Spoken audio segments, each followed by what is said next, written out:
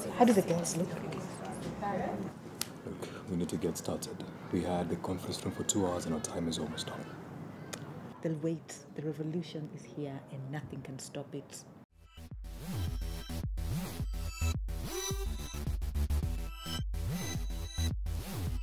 Kingwa Kamencu is a woman on the move, a woman trained in Oxford, and to many, she speaks the language that needs to be said in Kenya. To others, she's a woman full of controversy, her views radical to others.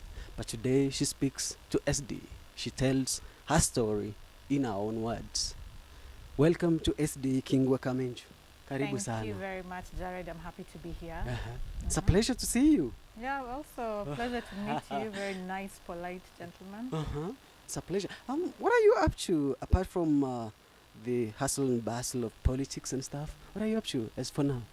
Well, I've been doing a lot of different things, Uh-huh. and mostly it's been related to just getting different sectors together, Okay. getting sectors that are going to be very key when you talk about transformation. Uh-huh. And for us, what we are doing is that we are working with those types of people that are already, there are people who are said to be like, they move ahead of everyone else, like Okay. they're able to see further than everyone else can see. Mhm. And those are people in the areas of human rights defense, those are people in the arts, that's the media, and entrepreneurs and innovators. Okay. And so what we are doing is just really setting up the environment to make sure that the environment of those sectors, the environment, the laws are conducive so that the people there are able to really do the thing that they need to be doing. And also just building their capacities. Okay. Because for us, we are saying that it's not that it's us, me as Kingwa, who's going to come and make the change. There already are people that are already making change. There already are people that really are visionary, that are seeing the future and what needs to be done. Okay. So then, so what I am doing now is now just building their capacities, amplifying their voices, adding strength to what they're doing, rather than trying to say that it's all about me and I'm going to be able to do everything in one day. Okay. But it's a process. You have to work through people and with people. For people, if I might take you back a little bit, who do you define, what do you define yourself as? Who is Kingwa Kamencu? To someone who's seeing you for the first time, probably in Kenya or abroad, who is watching this, what do you say Kingwa Kamencu is as a person and more in what you do? What defines you? So the term that I use to define myself, because I do a lot of things. I do acting, I do civil society organizing, I do media work, I do enterprise. But the one word that I think always really ties all this is I'm a writer. Okay. And I think the reason that I really hold dear onto that word is because as writers, you're an author. You're authoring new worlds, you're authoring new realities. So all the things that I am doing, all my different initiatives, what does bring them together is the fact that I'm trying to create something new in this Kenyan space. I'm trying to create a new type of Kenya where where we are all flourishing, where we are away from the things that we're always complaining about, the corruption, the human rights violations and that kind of thing. So I'm a writer, yes, political player, that is a fact, but because like I said, like I do many other things. I also act, I run an organization, but the one thing that that holds everything together is I'm a writer. I create new realities, I author new worlds, I birth new things. Yes. That thing that you're talking about started at University of Nairobi before you transitioned to Oxford.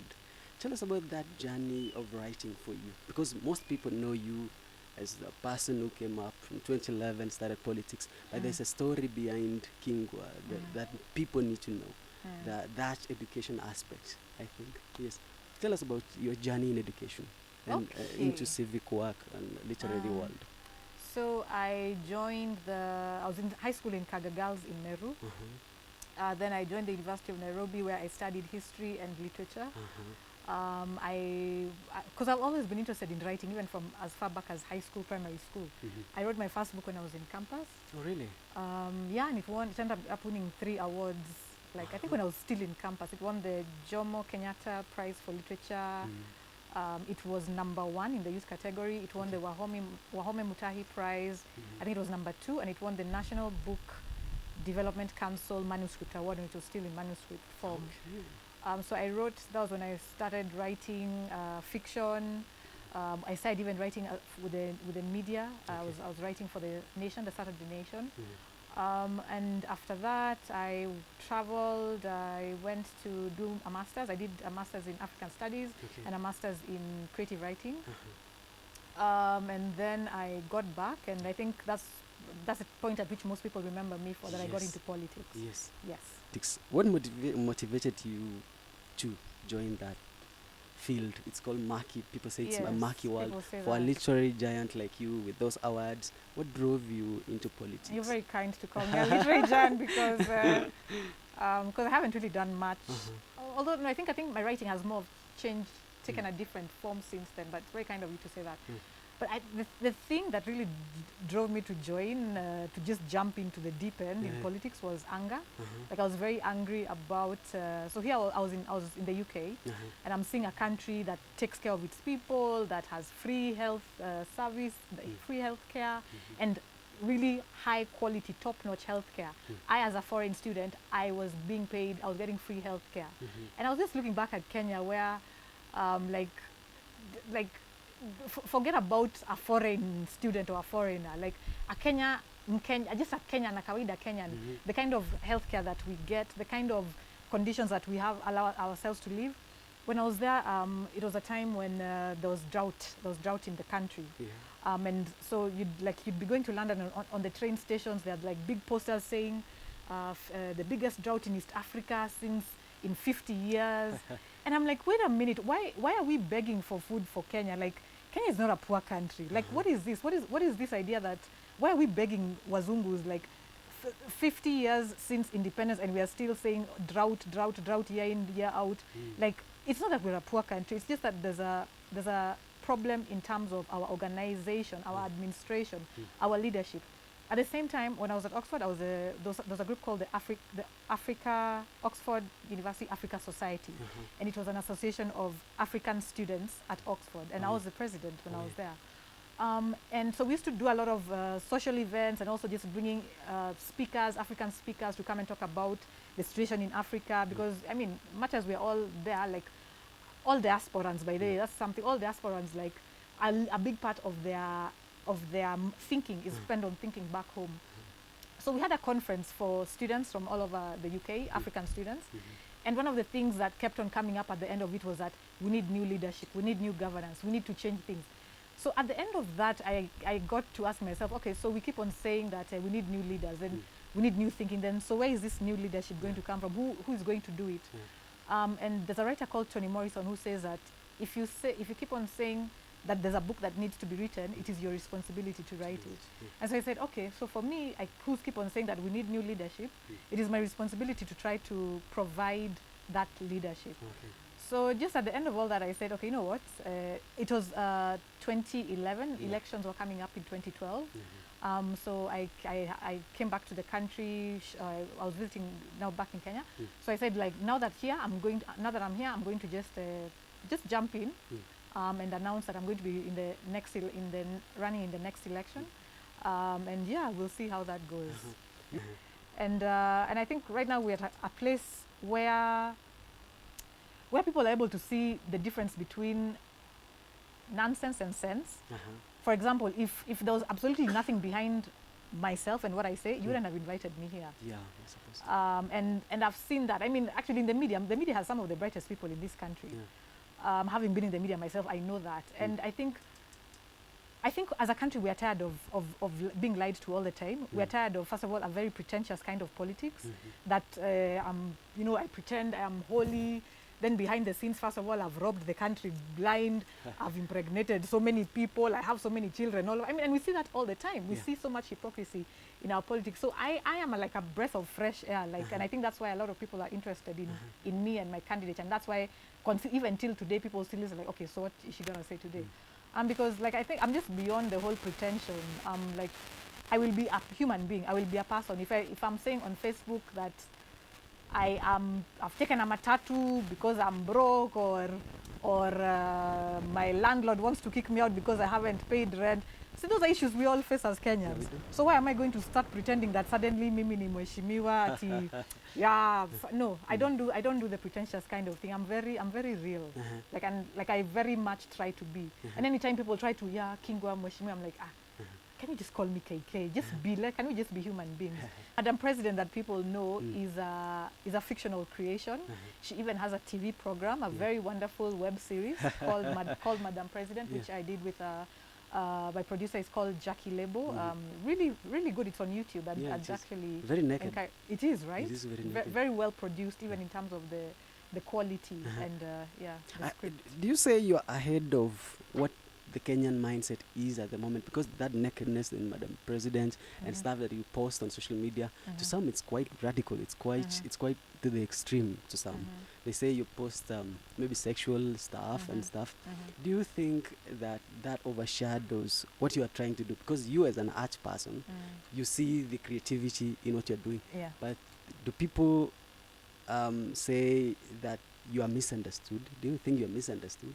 You know, that's a very good question. And to be honest, I don't think I'm misunderstood, because I think I am sort of the line. I think I am like fiction in reality, and I am reality in fiction, because there's Kingwa, and then there's a character, Madam President, who goes by the name Kingwa, and I don't try to.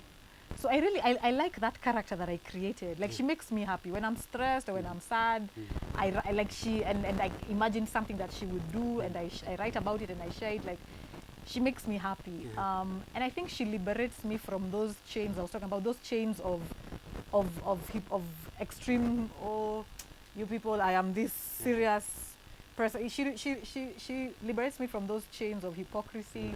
And those chains of dehumanization that one can easily get lost in. So, no, I don't feel misunderstood. I find actually, because people think that I am that Madam President, that very wild, crazy character, they like her. Like I think she's very, she's mad, she's crazy, but there's something very nice and endearing about her, like that people are not afraid. Like in fact, we're in Westlands earlier, and two gentlemen, as we were walking, said, "Oh, Madam President," and we stopped and we exchanged cards and we took selfies, and you know, and I was like, if I was doing this whole serious Kingwa, don't talk to me, why I'm a serious politician, that would never happen. And for me, I like that kind of thing where I'm just interacting with people as a human being, whether I get into State House or not. It is not about that at the end of the day, there's a certain level of engagement that I have with Kenyans that's very real and that is very genuine, and that we don't have those hostilities and whatever is the kind that we see in the mainstream politics. They speak and draw comparisons between you and let's say female politicians in Kenya, the Iron Lady. Yes. For herself, they define Mother Karua, for example. They draw parallels and say your kind of politics and hers, there's quite a contrast. Yes. Do you think your impact is stifling careers for other women who would have wanted to do you? Because to some extent, maybe some women won't take serious what you're doing, or they see you and say, this is not the right way, maybe this issue is the way it should be done for other women. Do you feel that pressure to fit in? Thank you so much for that question. Do you know, I used to feel that pressure, and I think it is that pressure that made me say, you know what, I'm not going to do that kind of politics. I'm going to do my brand of politics. Martha Karua is a great, beautiful human being. She was very encouraging of me in my journey. Even when we meet, like around this time, she's always like, how are you? How is the politics? How is it going? But I think we're at a time when, I think for a long time we've allowed ourselves as a country to straitjacket each other. Like, oh, this box, you can only perform, you can only be like this. We have not allowed ourselves to just be human beings. And being human beings mean we come in different shapes, different colors, different forms. So I don't worry about if I've made it hard for women. I think I've made it easier for women because I've allowed women to be human. I've allowed women to talk about their sexual needs. I think actually since me, I've been seeing others like Millie Mabona talking about sex and others, and not being, because one thing about being a woman in politics is people always come to you on the issue. The one thing they will attack you on that will not happen with men. They will always attack you on the issue of sexuality. So what I did, and it was conscious. It was saying that, you know what, you want to talk to me about sex. You want to use sex to like be the thing to pigeonhole me, cage me in. Let's talk about sex. Let's put it on the table once and for all. Once you're tired of it, we can move on to other things. So I think it's actually liberated women in a very big way. Women don't no longer feel that they have to be this pedestal thing, because we've been trying to put women on a pedestal, and putting people on a pedestal is always a very dangerous thing. So it's like you can only be this saintly virginal woman, and me, I'm like, no, actually, some of us want to be bad women. But being real and that realism that you're talking about, you have a new party, Kenya Sex Party. Yes, Now, yes. someone taking you serious, like a grandmother in Ushago Yes. and that stuff, Yes. checking on that box, like this is a Kenya Sex Party, Yes. wondering, is this a club of socialites? Something. What kind of party is this? Because you have like old parties in Kenya, like Yeah. ODM, Yeah. Jubilee, KANU, Yeah. serious parties. Can But I now be honest? They have terrible names. I am tired of all those cliches. Do you the National Democratic Front? Do you National Liberation? What? Democratic Liberation? Those are cliches that we've borrowed from the West. They don't mean anything to us over here. So for me, a big part of the name and why I'm sticking with them is that, can we move away from those cliches? Because it's just the same copy and paste that we are trying to do. We need to move away from the copy and paste that we do in everything. You know, copy and paste. I do a business ideas. Oh, my neighbor is running a matatu. Let me also run a matatu. So then all of us run into buying matatus. Quail. Remember that thing of quail? Yeah, yeah. Everyone is doing quail. Let me also now do quail. Oh, what is the new business? I think for me it's about, and what it's about, the Kenya Sex Party is about an audacity. It's about a new way of thinking. It's about originality, moving away from that whole copy paste mentality. It's about creativity. It's about thinking, originality. Here's the interesting thing. Whenever I tell people the name of the Kenya Sex Party, do you know they start giving me new interpretations of what it means? They're like, oh yeah, we're giving birth to a new kind of Kenya. Yeah, we are moving away from a hateful politics to a romantic politics. You know, and I'm like, wow, I love it. It's already doing what it needs to be doing. So what is the agenda for that party? For someone who is out there thinking like this is a party? Yes. Party, not a party for politics and a Yes. vehicle for a tool to the house on the hill. Yes. What is the agenda for your party? So our political party is about, for us, our constituents is again the same group that we've been working with, and that is the entrepreneurs and innovators, that is people in the media, that is the artists, and the human rights defenders. And so we have identified these groups of people as a people that are at the forefront of change, are at the forefront of transformation.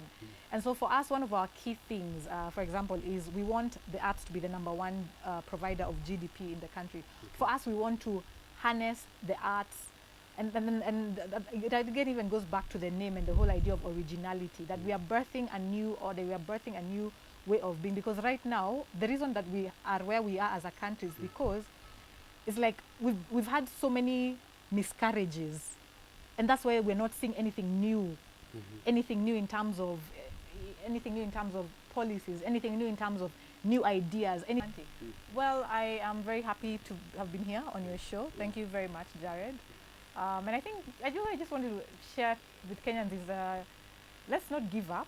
I know that things look very bad right now. I know that the situation looks very bleak, and we are all hearing about the debt crisis. We're hearing about so much wrong happening, but I think let's recognize that we have the power in us to change our situation. One of the people that I really respect was a Pan-African. He's called Thomas Sankara, and one of the things that he kept on saying was, we must dare to invent the future. So for me, that's my message to Kenyans. Let us dare to invent the future. Let us move beyond these tiny little boxes that we've been allowing ourselves to be put into, and that we have put ourselves into as well. Let us dare to invent the future, both in our lives on individual basis, but also in our lives on a national basis. And I'm very positive. I'm so optimistic about where we are going as a country. For me, our goal is that within the next 10 years, we will be #1 in terms of GDP production in the world. People, for SDE person of interest, today we have a major show. We had a major show with Kingwa Kamencu, the firebrand politician, a budding intellectual.